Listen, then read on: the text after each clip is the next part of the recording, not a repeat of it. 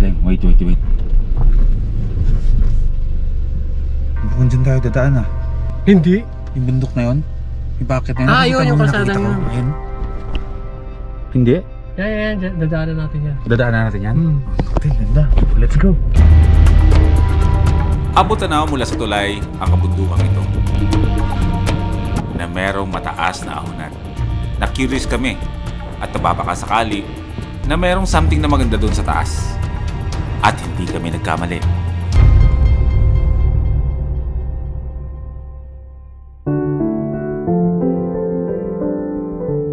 Nakuha ang atensyon namin ng kubong ito. My God. Ano ang kwento ng bahay na to na punong-puno ng wall clock?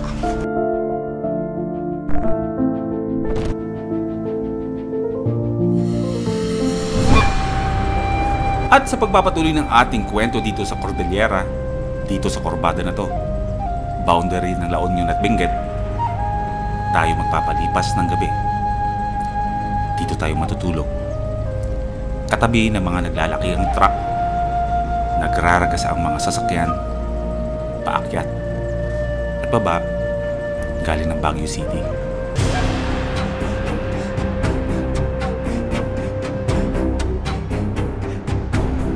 Si Gino, sa tabing kalsada, nag-set up ng hammock. Sigurado ka makakatulog ka ng maayos dyan?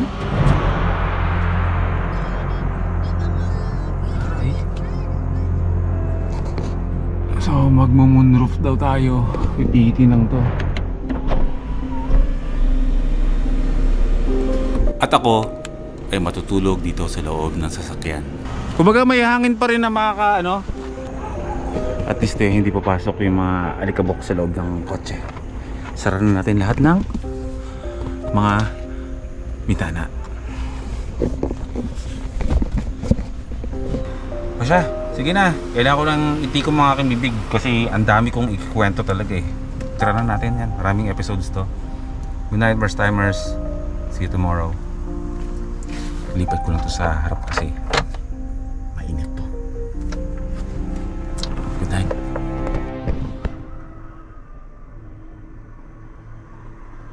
Alas 2 na madaling araw, nagising ako. At sobrang sakit ng ulo ko.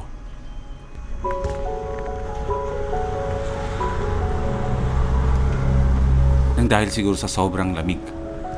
Hindi ko alam kung anong gagawin ko dahil wala naman akong dalang gamot. At alam ko na mahina talaga ako sa lamig. Isang senyales ang pagsakit ng ulo ko kapag hindi ko nakakayanan. Sobrang lamig.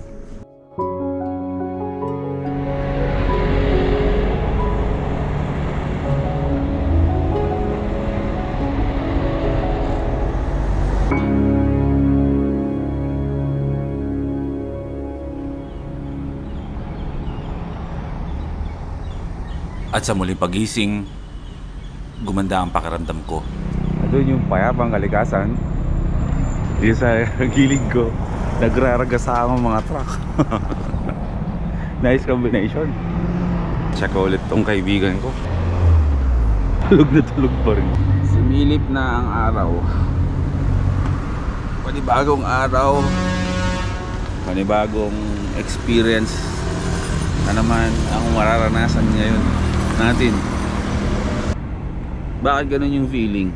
Kagabi, medyo hindi ako naiiyak. Ngayon tinatablan ako yung maliwanag na kasi. Ano yung pinaggagawa ng mga to dito? Si Gino, gising na. Kamusta? Sarap? Best na ako nagising. Tumingkil lang ako. Pwede ka na... Alip po ata. Oo, sa mga truck. Solid. Try mo next time. Bukas ikaw naman. Sa tabi kalsada? O sige. Habang naliligo ka, ako mag-init ako ng kape. Tapos mamaya, ako rin maliligo. Ang lamig niyan. Pero maligo tayo. Sige. Habang si Gino ay naliligo, ako naman, hinanda na ang aming kape. Training to na mas humaba yung panahon na nasa labas kami. Na ito yung mga tipong hindi kami nagmamadaling umuwi kapag nagka-camping. Go with the flow camping lang kung saan maabutan. basta ang importante, na-enjoy yung biyahe. Walang limitasyon. Kasi kung lilimitahan mo yung sarili mo sa mga bagay na gusto mong mangyari, gusto mong ma-experience at gusto mong matutunan, eh gawin na natin. Mas maganda pa rin yung nagagawa natin. Mag-fail man o hindi, at least nagawa natin, di ba? Kaya magkape na tayo. Ito na naman ako, kailangan ko pigilin yung bibig ko kasi ganito ako kapag umaalis at wala ako sa comfort zone ko. Ang daldal ko talaga. Okay. Game. Oh, ang bango! Mabango siya, bro. Oo. Konti lang. Baka ma-acid eh. Hindi pa natin alam kung mataas ang acidity nito. Aba, hindi naman pwedeng umalis tayo, hindi tayo naliligo.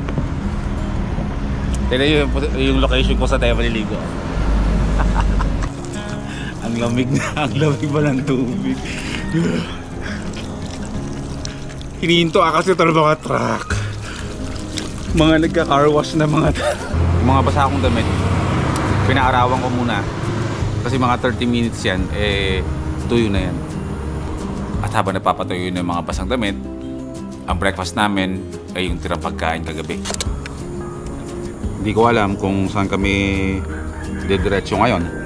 Bumili na kami ng puto at kutsinta kay tatay.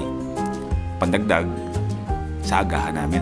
Naglakad ka mula Baguio? Bumaba ko din sa Quezon dito. Akala ko naglakad si Kuya mula Baguio hanggang dito eh. Pagkaan naglalakad ng Pugo. Tapos yung Mula dito hanggang Pugo? Oo. At hindi na rin kami nahihirapan maghugas ng aming mga pinagkainan dahil sagana sa tubig dito.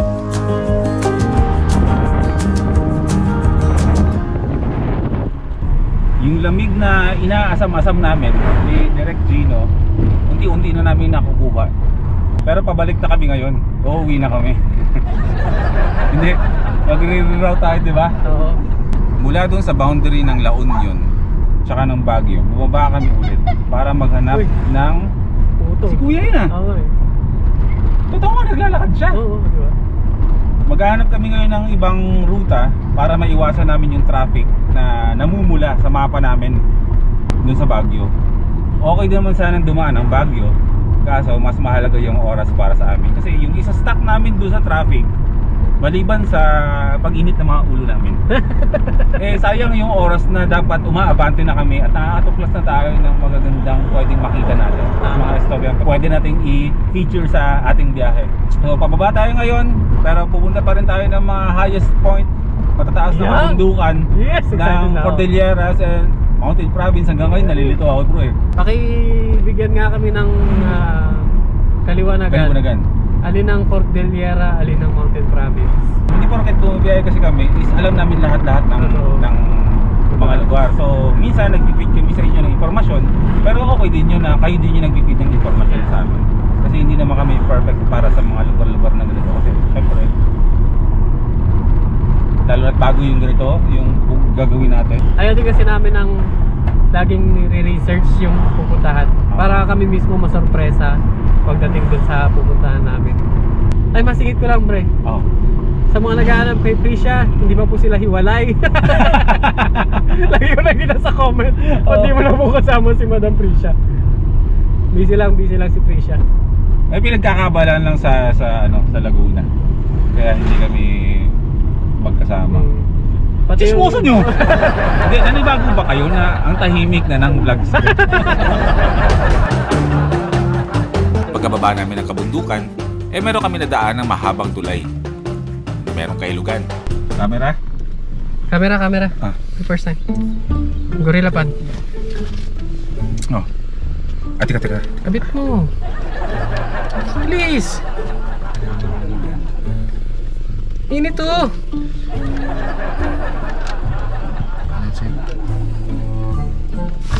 Upad.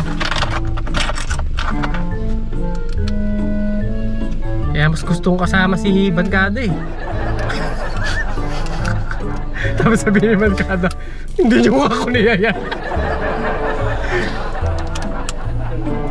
Alright.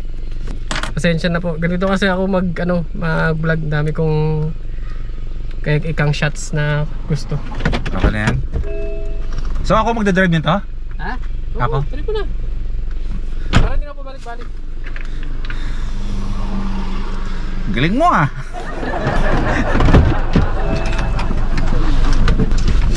Sige, ramdamin na natin to. Ano ba namang upuan to? Napakalapit sa Manibela. Ganong kakaliit na tao. Yung upuan mo halos dumikit na yung dibdib ko sa Manibela. Ang liit mo. Oh, drive. Okay, game. Let's go. Lakas ng trip mo, Gino, ha?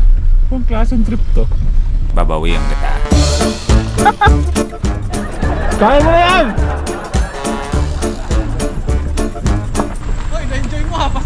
Huwag ako, Gino.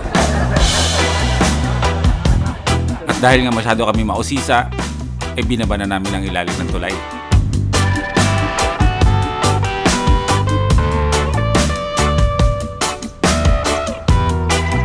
Perfect sana to sa spot na pwede natin tulugan no? May pwede tayong pagkainan dito. Naka-set up na. May ihawan din doon. Anong tawag sa tulay na to? Duterte? Dar. Parang project ng build ni President Duterte. Duterte. Paakdar yung nabasa ko. Pero at least, hindi mo natin matutulugan to ngayon, bro. Alam natin sa susunod na mayroong spot na pwede natin puntahan next time. Nakalista na. Nakalista na to. Pili ko nasa Pugo, La Union pa rin tayo eh. Ito tayo. O, Pugo, La Union, tapos hanapin nila yung ano, pangalan ng bridge. Paakdar. One storyteller telling a lie. Anong meaning po ng paakdar? Mamaya malalaman nyo. Wait lang, wait. Bukan dyan tayo dadaan ah. Hindi. Yung bundok na yun? Yung bakit na yun? Ah, Nakita yun, mo yung nakita kalsadang ko? yun. Ayun. Hindi? Yan, dadaanan natin yan. Dadaanan natin yan? Okay, ganda. Let's go. Buti na lang, hindi si Watod ang daan. Abot na mula sa tulay ang kabundukang ito. Na merong mataas na ahonan. Na-curious kami. At napapakasakali na merong something na maganda doon sa taas. At hindi kami nagkamali.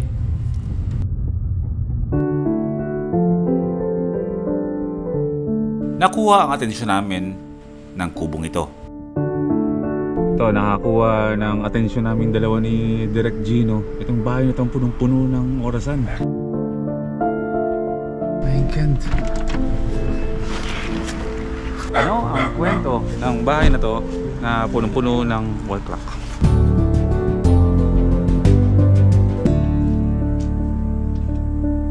Naging pala isa pa sa amin kung bakit ganito ang kubo na to. Nakakurious ako kung bakit napakadaming relo nitong kubo. Siguro, nung kabataan niya, lagi siyang nalilate ba? Tapos, pinangako niya sa sarili niyang hindi na siya malilate. Pinuno niya ng orasan yung bahay niya. Or siguro bro, nung maliit siya, hindi siya marunong, kasi pag bata ka pa, wala kang ginawa kundi open na open yung oras mo sa lahat eh. So habang tumatanda, Mas pinahalaga niya. pinapahalaga niya yung oras.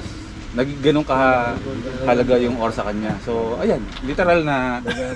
Pero ang galing ng concept talaga. Sana ma-meet namin yung owner next na balik namin dito. Oo. Kung mapapanood man to ni Sir, kasi si Sir ay taga Baguio daw yung may-ari, no?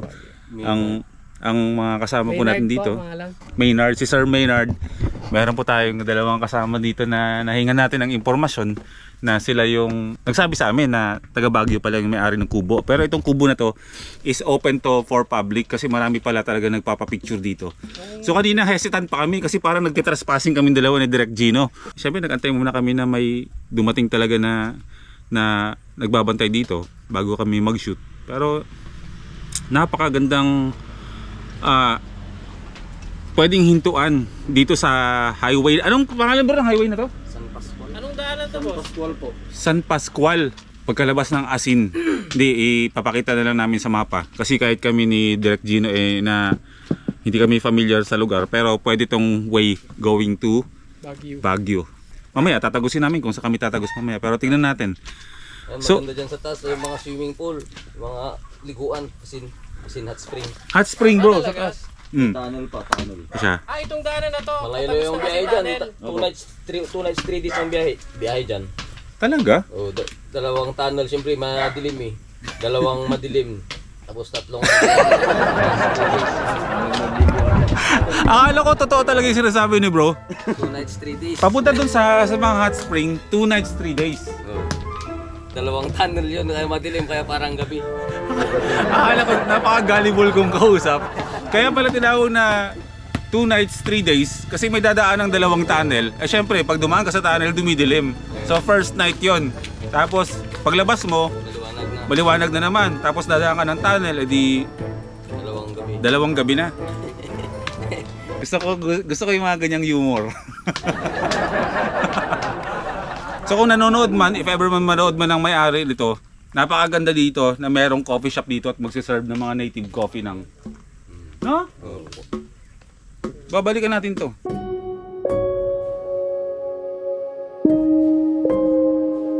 Ganitong lugar ang gusto ko. Yung nakatira ka sa bundok, tapos may ganito kakaliit na kubo na... Alam mo yun, daig pa yung... Para sa akin lang yun Siguro in behalf of Gino, sasabihin ko na rin na ganito yung gusto namin. Ganitong klaseng kalma ng buhay yung gusto namin na nakatira ka sa bundok na mayroon kang maliit na bahay na ganito. Isang patunay yan na ganun kababaw yung kaligayahan namin dalawa ni Direk Gino. Simpleng mga bagay, sobrang na-appreciate namin. Yun ang kinakatawa namin kasi ultimong maliit na bagay, may appreciation kami. Hulaan ko, kaya mo mabuhay dito? Oo naman, men. Diba? Napakapayapa. Kulang na lang dito bro, native na kape. Hmm. Hindi na ako papasok sa loob. Ibang usapan na yan. Sobrang hiwaga para sa akin na ano ang nasa likod ng kwento ng kubo na to na punong-puno ng orasan. Gumagawa tuloy kami ng kanya-kanya naming teorya ni Direk Gino kung anong kwento nito. Huwag kayong mag-alala. Kasi mamaya-maya, ay sabay-sabay natin malalaman kung ano nga ba ang kwento ng kubong to. Pero bago yon, meron ako nakita mga nakasapit dito. At alam niyo pa kung anong meron dito sa lugar na to? Ito. Itag.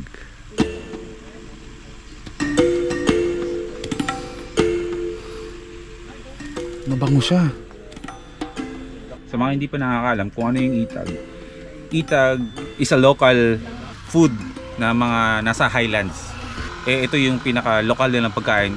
Lokal na talagang nung unang panahon pang katutubo ng mga katutubo ay yan ang isa sa mga pagkain talaga nila.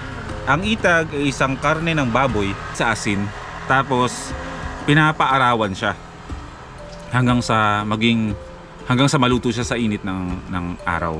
Kasi ngayon yung itag kasi sinasama na siya sa mga dishes ng mga restaurant sa Highlands, sa Sagada. Kasama na siya sa mga pagkain na sinaserve na ng mga restaurants doon. Kumbaga may kasama ng itag, pero ang itag talaga inuud. May mga nagsasabi na mayroong mga Highlanders na kinakain ng itag kasama ang uod. At yung iba, hindi. Sa pagkakaalam ko, hinuhugasan yan bago lutuin. Mamaya-maya dumating ang may-ari ng kubo. Ito na yung pagkakataon natin na malaman kung ano nga ba ang kwento kung bakit puno ng orasan ang kubo na to. Sabi namin, siguro nung yung kabataan ni Sir, lagi siyang late. Kaya, Ay, madaming orasan na, nung no? pagtanda niya, sabi niya sa sarili niya, hindi na ako malilate. Kaya nagagaya siya ng maraming orasan. Ang daming orasan. Ang kwento niyan, meron kasing merong coffee shop sa La Trinidad noon. Na ang ano niya is orasan. So, iba-ibang time zone. Okay. Tapos sa Baguio, di ba, madaming mga Japan surplus. Oo. Nung pumunta ako sa isang Japan surplus sa may La Trinidad, merong mga nakatambak na orasan na hindi mo gumagana. So, tinanong ko kung anong nila. Kaya, parang nag-decide ako na bilhin na lang yung mga orasan. Sinabit ko dito. So wala Yun talaga lang siyang malalim na walang pinagugutan. Walang Okay. malalim na Wala man siya malalim na pinaghugutan, pero yung kung paano ba siya maka-attract yung kubo na puno ng orasan Oo. dito sa kalsada. Kasi kung dadaan ka ng mga kalsada packet ng Baguio, kadalasan mo makikita mga maraming wood crafts. Oo. Napaka-common na. Kaya nabigla kami na, Ano yun? Lumagpas na ba kami? Balikan natin, balikan Nagkaroon natin. siya ng may ikutan eh. Madaming actually madaming dumadaan dito na na-curious din, Basta nagpapapicture. may higod ka. Mga ganun. Tapos minsan nakakakonsensya kasi madaming nababalahaw eh. Ah! Yun dito. Nakatingin tapos biglang Speaking of, Ano yun? Balahaw, dito, ano yun? Nag-overshoot? Oh, nag-overshoot. Tulad kanina. Actually madami. Meron kanina. Madami. Actually tayo, kakatingin namin. Kayo may kasalubong pala kami motor. Ayun kanina, Butik tayo. na yung motor. Sige, Ayun na sige kami. sir. Ingat po. Thank you po. Ingat. Thank you. Hindi man ganun kalalim ang kwento kung bakit ganito ang design ng kubong ito. Pero isa ito sa pinaka-unique na pwede nating hintuan kapag tayo ay bumabiyahe papuntang Baguio. One of a kind. Bibihira ka lang kasi makakita ng ganito. Kaya kapag kayo ay napadaan dito, pwede kayong huminto at magpa-picture. At gamitin natin ang hashtag na WatchKubo. Kahit sino pwede mag-donate dito ng relo. Pagbalik namin, magdadala kami. Tulungan natin to pa rin ang pangarap ni Sir. Na sa tamang panahon, magkakaroon dito ng coffee shop na nagsiserve ng mga native coffee mula sa kabundukan ng Cordillera. Tuloy ang biyahe. Yes.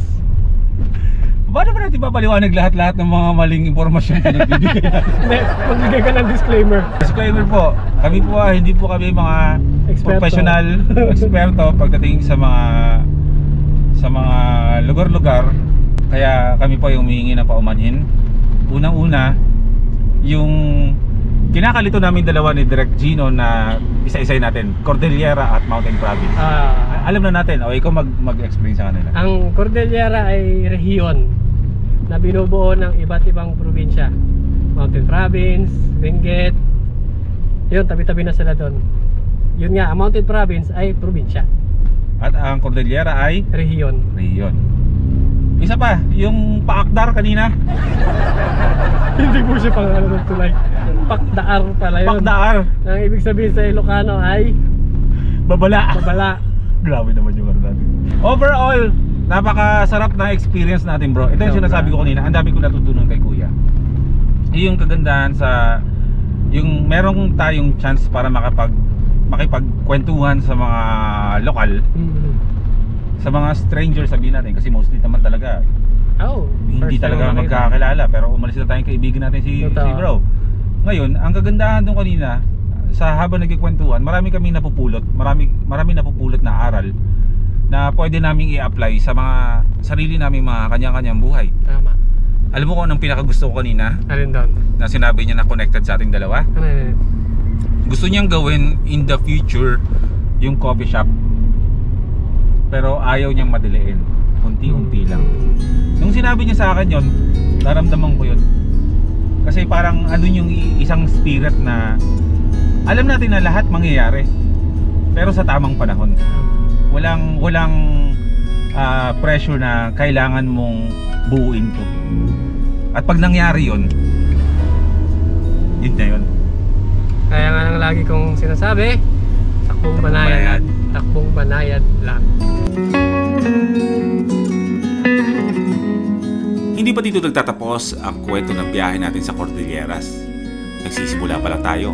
Kaya magkita-kita tayo sa next upload. And always remember, life is good.